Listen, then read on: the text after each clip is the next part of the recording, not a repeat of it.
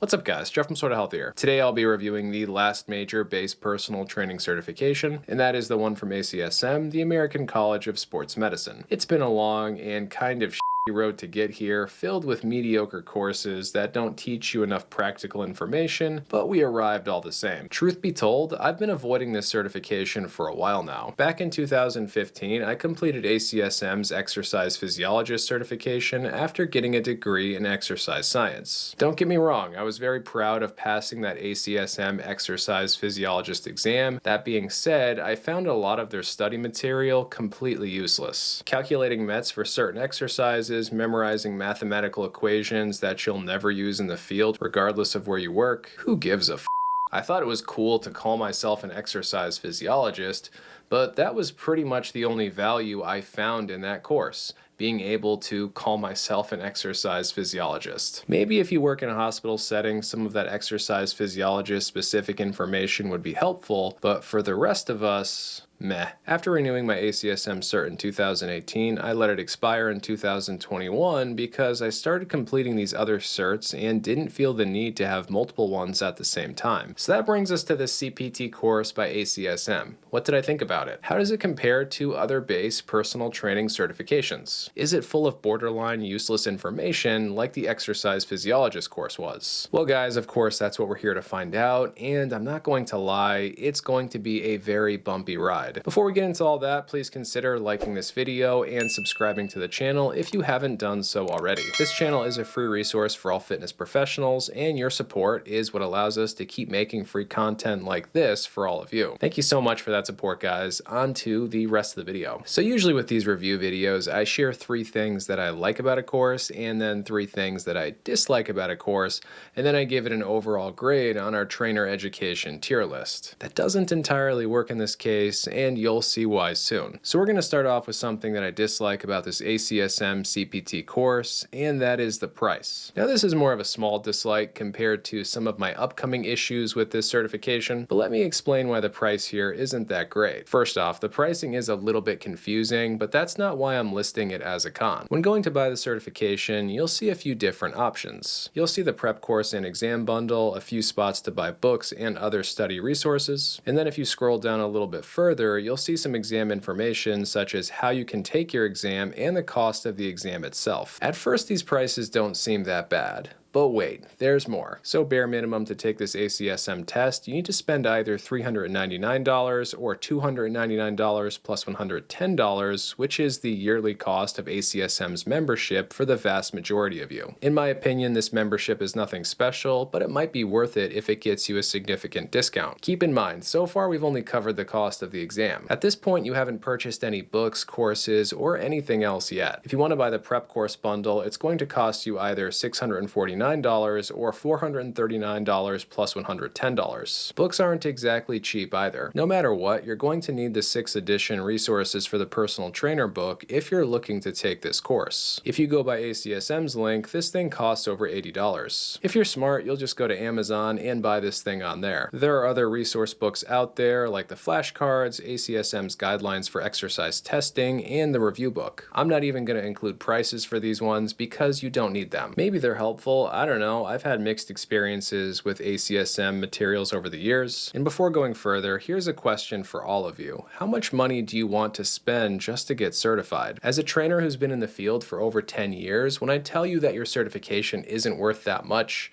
I mean it. You're going to want to get that thing done with as cheaply and efficiently as you can. On that note, the bare minimum dollar amount to learn the ACSM information, pass the test, and get working in the field here is going to be around $500 unless you're able to get some sort of a student discount. And if you're looking to buy multiple things from ACSM here, like other books, prep courses, etc., you could easily spend up to and maybe over $1,000. Companies like ACE, NASM, and ISSA have comparable prices, but they often run sales making their courses a lot cheaper. Don't expect that sort of thing from ACSM. Now, if you're smart, which I know you are because here you are watching, don't buy anything until you finish watching this video because I will tell you exactly what I think you should buy if you're compelled to take this course, and I will save you a crap ton of money in the process. Anyways, that's enough talk about pricing for now. Remember how I just mentioned a prep course? Well, I bought it pretty much just so I can make this video right here. And in going through this thing, I don't even know where to begin. I could spend the entire video trashing this course because it's bad, and I don't mean in the typical personal training course way, where maybe there's some outdated information here or there, or some stuff that isn't that great but it's being shoved down your throat anyways. I'm looking at you, OPT model. No, this thing is a whole new level of bad. It's straight up trash. I'm gonna keep this bashing short and concise because most of you probably won't even be buying this anyways, but to summarize my thoughts about this prep course, 1, you can't just go through the course. You have to unlock parts of it by completing sections. This actually sounds good in theory, but in practice, I found it incredibly annoying. Having to unlock parts of the course that I wanted to review right away is dumb. Let me review what I need when I need it. 2, there is very little in the way of definitions or writing in general.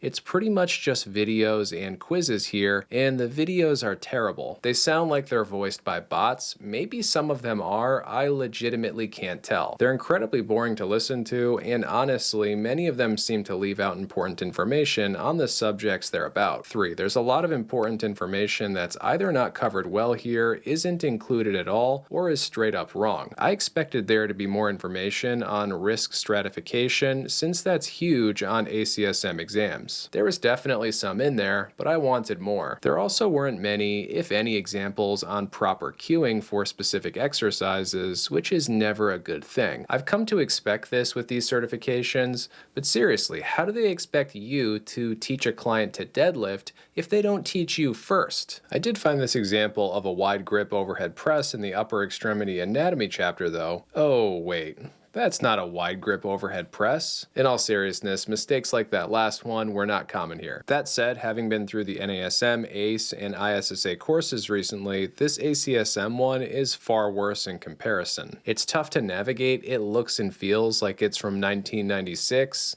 and it just seems incomplete. If you're new to training or aren't an exceptional book learner, you'll probably fare much better by going with one of those other certifications instead of this ACSM one. It's easier to learn the material in those other courses, plain and simple. On a more positive note, yes, I do actually have some positive things to say in this video. There is some good information to be learned in studying for and completing this ACSM cert. For example, the ACSM risk factor stratification process is the best in the business, and some other organizations also use what ACSM recommends there as their own guidelines. On a related note, many of ACSM's forms are really good too. ACSM is also pretty much always on the cutting edge when it comes to conducting research in the exercise science field. Impressive as all that is, a lot of that has very little to do with this course in particular. Anyways, the book I'm holding here, Resources for the Personal Trainer, the 6th edition by ACSM, there is some good stuff in here that does directly have to do with this certification. Like I already said, the risk stratification stuff is handled well, and I do think that some of the programming stuff in here is pretty good too. ACSM's programming is very basic, but I actually consider that a good thing. You just have to be ready to learn all this information in an old school, read the textbook, and take notes sort of a way. So to summarize this pro, ACSM does have some good guidelines, and they do have some good programming information to offer, better than most of their peers if I'm being honest. Unfortunately, I'll be following that small amount of praise with my last con of the day here. And I've said this in other training certification review videos, so I'll try to keep this brief as well, but ACSM is prioritizing the wrong material, at least to some extent. There's so many different examples I could point to here, and maybe it's because I still have PTSD from MET calculations in college, but my mind keeps going back to those. Essentially, a MET is a metabolic equivalent of a task. You can use METs to determine how much energy is being burned or used during a certain activity. For example, just sitting around typically means you're using around 1 MET, and running uses 8 or 9 METs. Of course, these things can vary. Now, this whole amount of energy being burned when doing certain activities thing should sound pretty damn familiar, because that's what calories are. So why the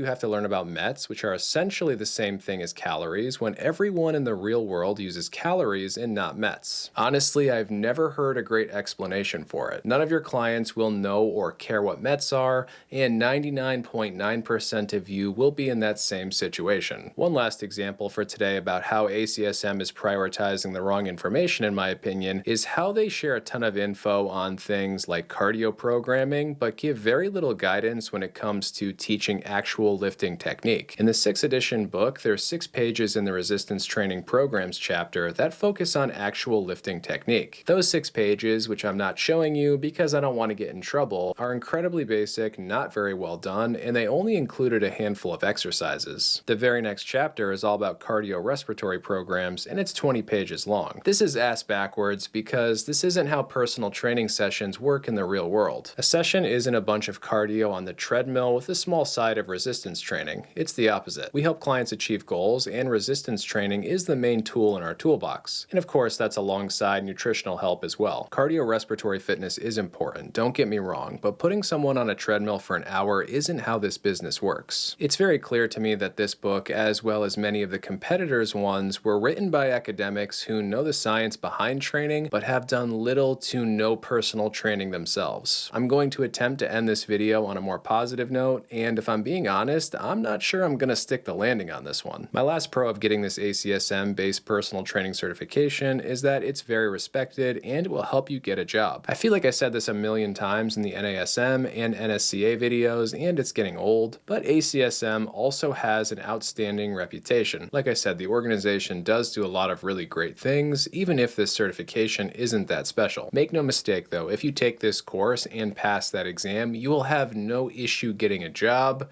and that is huge and worthy of praise. At the end of the day, that is 100% the main reason to get a personal training certification. Unfortunately, they're really just a formality at this point that do give you some baseline information, but that's pretty much it. So before I give this a grade on our trainer education tier list, if you're planning on going through ACSM, what in my opinion should you buy? Let's get into that and save you a whole bunch of money. If you still want to buy this thing, buy the member or non-member test. Of course, to buy the member version, you have to become a member first, but that's only going to be $10 extra for most of you. Then go to Amazon and buy the 6th edition resources for the personal trainer book. You can often get it used here, which I would recommend. Save yourself some cash. I'll leave a link for that in the video description. Then on your phone, download the Fitness Pocket Prep application. I'd recommend going with the 3-month option here, and I will leave a link down below for that as well. I highly recommend checking out this app for those preparing for their exam. Answer 50 or so questions a day, be consistent, do a little bit here and there, and you will learn the material. Of course, as stated before, you will have to go through this book somewhat thoroughly as well and take notes. That will be the main method of study here. If you do everything I just described, you should be able to learn all of that material and pass that big test in 3 to 6 months. Of course, in that 3 to 6 month situation, I'm assuming that you're doing 1 or 2 hours of studying most days of the week. Anyways, these materials should run you around $500, so not cheap, but not terrible. To make all this even better, I'll be releasing 1, maybe 2 videos on passing your ACSM exam as well. I've released those for NASM and ACE students and helped thousands of them pass, and now it's your turn, ACSM people, so stay tuned for that. When they're up, I'll pin them in the comments down below. Okay, so after all of that, where am I going to put this thing on our trainer education tier list? For now, it's going to go at C, and I think that's being generous. This CPT certification is clearly being carried by ACSM's reputation. I'm also going to put ISSA down there too. I keep getting more reports of people not being able to get jobs after getting their ISSA cert, and I feel the need to keep you guys updated on that. According to some trainers I've talked to, a good number of people are struggling to get hired with ISSA certs even if they complete their NCCPT cert alongside their ISSA one. So should you pursue this CPT certification? In my opinion, probably not. This ACSM review video marks the first time where I had 3 negative things to say about a base certification and only 2 positive. I really wanted to have a 3rd positive thing to say about this whole ACSM process, but there truly wasn't anything else worthy of discussion. That said, if you're an old school book learner, the ACSM CPT route might not be a bad fit, but even if that's you, a book learner, I think the NSCA course is similar, but focuses more on resistance training, which is better. So for those old school bookworm types, go for the NSCA course over this one.